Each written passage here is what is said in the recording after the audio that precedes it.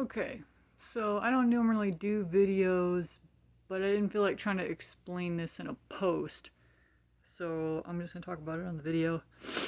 I was thinking about, current events, everybody's talking about it, Iran, Israel, all that crap right there. And people have mentioned before that they talk about President Trump playing 4D chess. So I was thinking about the moves thus far. So just about everybody that's not brainwashed can agree that Americans been run by the deep state for quite some time now. Anybody that's tried to make any significant changes has either never made it into office or been taken out of office one way or another, permanently or otherwise, if you know what I mean. So, President Trump is the first person in a long time that's actually making great strides towards getting rid of the deep state. Now,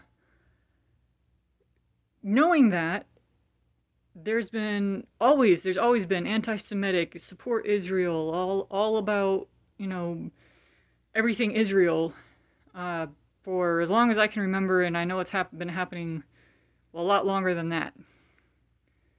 Given that the deep state's been running things, that means that the deep state supports Israel for whatever reason. I'm not even going to speculate. I have my own information, and I will just keep that to myself because I'm trying to keep on topic here. But either way, so basically we can conclude that the deep state supports Israel. Now, if President Trump's trying to get away from the deep state, he can't just barge in and cut ties with everybody, because that wouldn't look good for people that don't really get it. Like, those of us that have really been following things for years now, we would be fine with that. We would be fine if he did that, because we know what's happening, but you gotta do things strategically. And, history's gonna remember what you do. So, yeah, at first, President Trump was doing pretty much what everybody else has done, being very nice to Israel, being respectful to their leader and all that kind of stuff. But then Israel started doing the things that they do, and they expect America to continue to just do whatever they tell them. There was something going on with the tariffs, I think.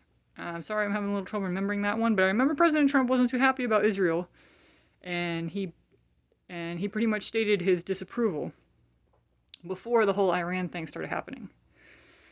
So now that we have this Iran thing going on, President Trump trying to mediate, because he is a peacemaker, he's not a warmonger, like they're trying to make him out to be, because if he was a warmonger, we would have boots on the ground right now trying to invade Iran. So, he's trying to make peace deals. Iran has always hated America.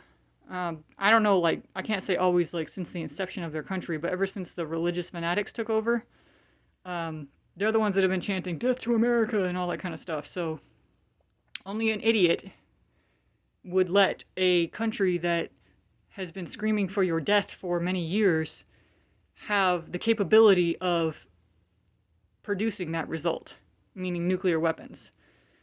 So Iran's never supposed to have had nuclear weapons. There's been all kinds of stuff in the past about that. But they were trying to do it anyway. But President Trump was willing to talk to them about it. Like, okay, let's talk about this diplomatically. So, tries to have that conversation, tells Israel, back off, we're going to talk. Don't be over there starting crap while we're talking. And Israel said, okay, and then turned around and started shit while they were talking. And Iran, being Iran, of course, fires back, because that's what they do. You can't expect them to change. Not without them, within their own country, changing things for themselves. That's something they have to decide, and they have to do. There shouldn't be another country swooping in, trying to force change on people. They have to want it and push for it themselves. So, Israel went behind America's back and started bombing Iran. So, Iran bombs back. Okay. Yeah. Pretty sure President Trump expected that. He's still pissed because they did, because, who wouldn't be, even if you're expecting them to do that. So, to clarify the situation, President Trump sends the precision strikes in on the nuclear bases. Now, whatever you want to argue about, oh, they were already evacuated, oh, nothing was really destroyed, oh, this, oh, that, it's irrelevant. The point was the act itself, to show that he can do it, and he will do it. And it's just as well if nobody died at all, because that wasn't the point. He wasn't trying to actually, like, kill anybody. The point was the show of force. So now they're supposed to, he gave them a timeline, gave Israel and Iran a timeline, and said, we're going to have peace. We're going to have peace talks now. You will have a ceasefire, and we will have peace talks. And Israel and Iran were like, okay. And then they continued to shoot at each other. I believe Israel either fired first or never let up, and of course Iran is retaliating. And now President Trump is pissed. However, I don't think he didn't expect it. So he gives them the opportunity to have talks.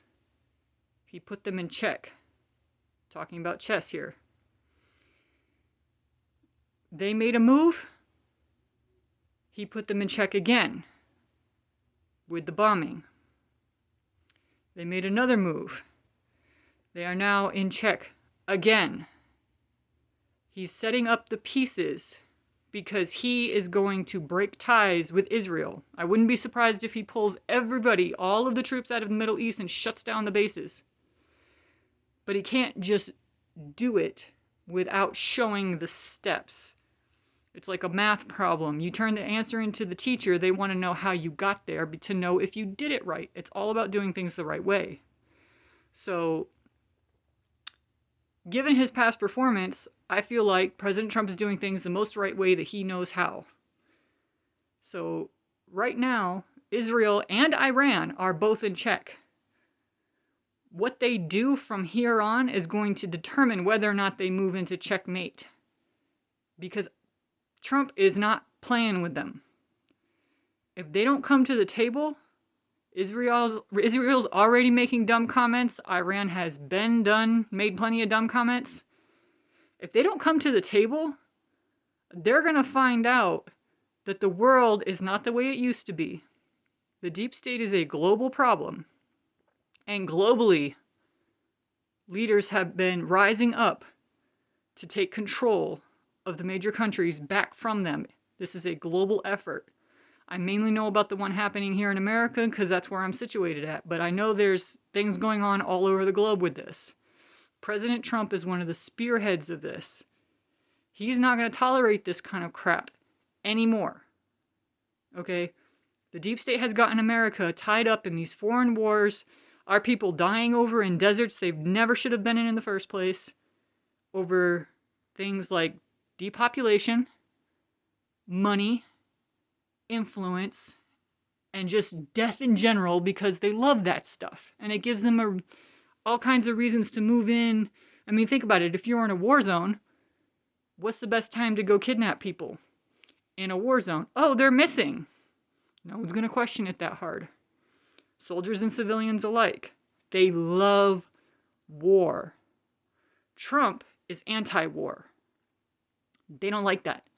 They want these conflicts, these little things to keep continuing. He's going to put an end to it, so just you wait.